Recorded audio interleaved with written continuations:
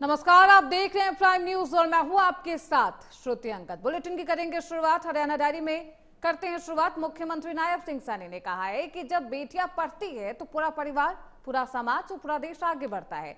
शिक्षा किसी भी देश और समाज की सच्ची शक्ति है। इसलिए बात को पहचानते हुए प्रधानमंत्री मोदी ने राष्ट्रव्यापी बेटी बचाओ बेटी पढ़ाओ अभियान शुरू किया। सेठ नवरंग राय, लोहिया जयराम कन्या महाविद्यालय जैसी संस्थाएं प्रधानमंत्री के इसी विजन को आगे बढ़ाने का काम कर रही है कि जब इस कॉलेज की नींव रखी गई तब शायद किसी ने ये सोचा नहीं होगा कि आने वाले समय में यह संस्थान लाहौर माजरा के साथ साथ पूरे कुरुक्षेत्र के, ग्रामीण कुरुक्षेत्र के आसपास के जिलों की बेटियों को ये शिक्षित और उनको सशक्त करने का ये केंद्र बनेगा, ये किसी ने विचार भी नहीं किया होगा। मुझे ये भी खुशी है कि शिक्षा किसी भी देश व समाज की ये सच्ची शक्ति होती है। मुझे ये भी खुशी है कि इसी बात को पहचानते हुए देश के यशस्वी प्रधानमंत्री आदरणीय नरेंद्र मोदी जी ने राष्ट्रव्यापी बेटी बचाओ बेटी पढ़ाओ अभियान का उन्होंने शुरुआत की है।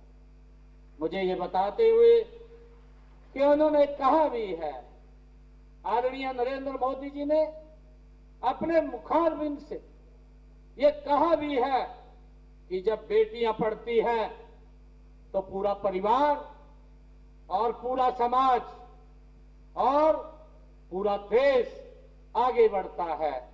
ये आदरणीय प्रधानमंत्री जी ने कहा है।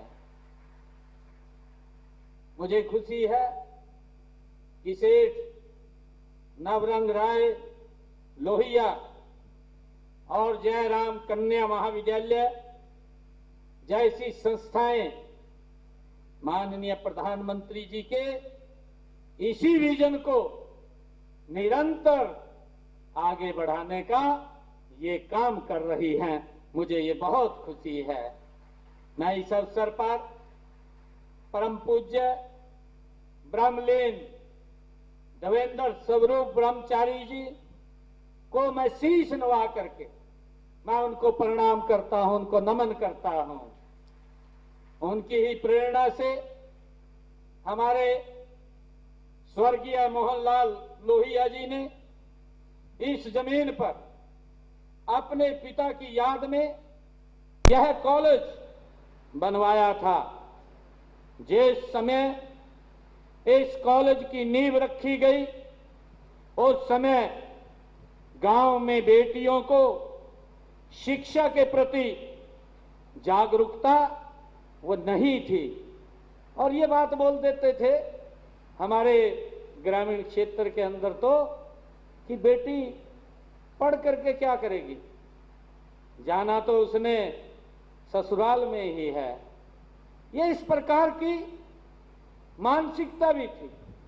मानसिकता के साथ साथ संसाधन नहीं थे।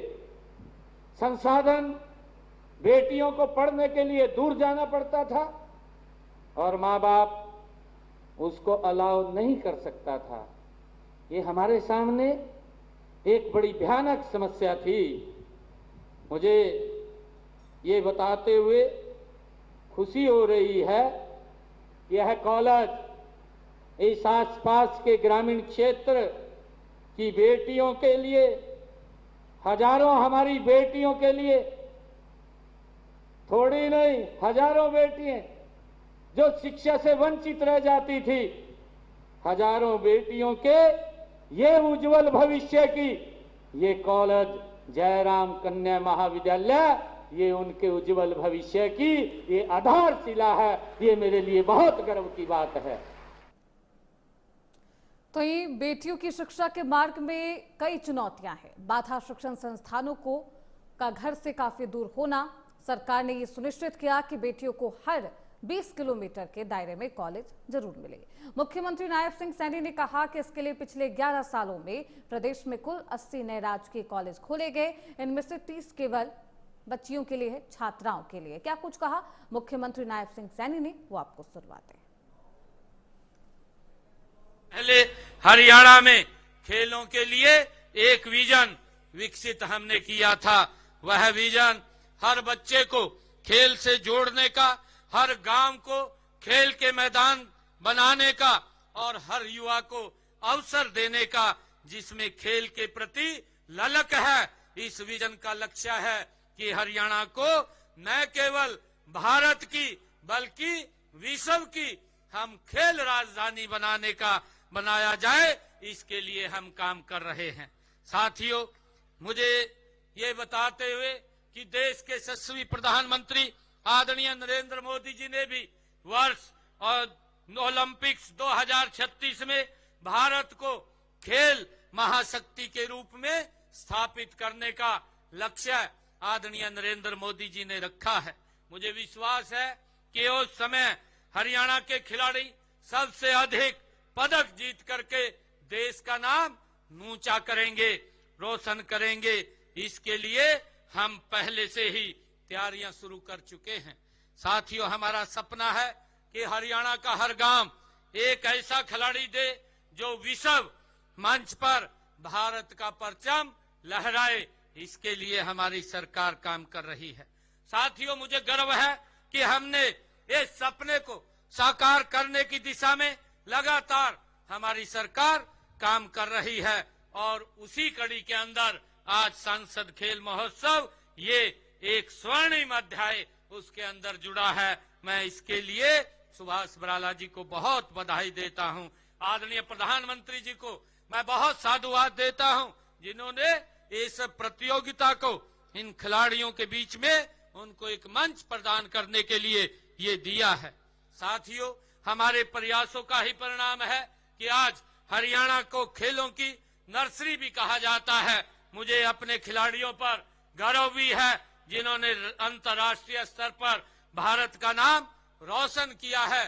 चाहे वो ओलंपिक खेल हो, चाहे एशियाई खेल हो और चाहे राष्ट्रमंडल खेल हो, हरियाणा के खिलाड़ियों ने हर मोर्चे पर तिरंगे को ऊंचा करने का काम हमारे हरियाणा के खिलाड़ियों ने किया है। युवा साथियों, यह सांसद खेल महोत्सव आपकी प्रतिभा को आगे बढ़ाने का ये माध्यम है और इसका उद्देश्य केवल जीतने वाले खिलाड़ियों को सम्मान देना नहीं, बल्कि ये हर उस युवा को मंच प्रदान करना है जो खेल में अपना भविष्य देखता है। साथियों, यह उन छिपी हुई प्रतिभाओं को सामने लाने का भी ये एक अवसर है जो हमारे ग्रामीण क्षेत्रों में दबी हुई हैं। साथियों, ऐसा ही प्रतिभा को आगे लाने के लिए हमने अनेक कदम हमारी सरकार उठा रही है। बचपन से ही खिलाड़ियों को तराशने के लिए प्रदेश में हमने खेल नर्सरियां वो खोली हुई हैं और इनमें हम वित्तीय सहायता भी अपने खिलाड़ियों को प्रशिक्षण प्रदान करने की बात हो और उनको वित्तीय सहायता देने की बात हो, ये हमारी सरकार के द्वारा किया जा रहा है। साथियों, मुझे खुशी है बताते हुए कि इस समय प्रदेश में 1472 खेल नर्सरियां वो चल रही हैं, जिनमें 37,225 हमारे खिलाड़ी प्रशिक्षण ले रहे हैं। साथियों, इन नर्सरियों में 8 से 14 वर्ष तक की आयु के खिलाड़ियों को हम 1,500 रुपए और 15 से 19 वर्ष के खिलाड़ियों को हम 2,000 रुपए वार्षिक देने का प्रति माह देने का काम हमारी सरकार कर रही है। साथियों, हमने उत्कृष्ट खिलाड़ियों के लिए सुरक्षित रोजगार सुनिश्चित करने के लिए भी हरियाणा उत्कृष्ट खिलाड़ी ये सेवा नियम 2021 वो हमारी सरकार ने बनाए हैं। साथियों, इसके तहत खेल विभाग में हमने 550 नए पद भी बनाए हैं और हमने 231 खिलाड़ियों को सरकारी नौकरी देने का काम भी हमारी सरकार ने किया है। साथियों, खिलाड़ियों के लिए क्लास 1 से क्लास 4 तक के पदों की सीधी भर्ती में भी आरक्षण का प्रावधान हमने किया है। मुझे बताते हुए ये गर्व भी हो रहा है कि पदक जीतने वाले खिलाड़ियों को हमारी सरकार 6 करोड़ रुपए नगद पुरस्कार देने का काम हमारी सरकार कर रही है।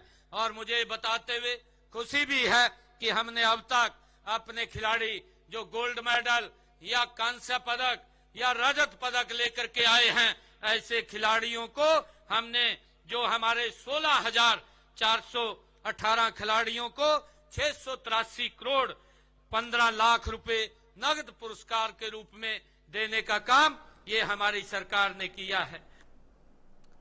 तो फिलहाल इसी के साथ हरियाणा डायरी में बस इतना ही। रुकेंगे छोटे से ब्रेक के लिए, फौरन लौटेंगे।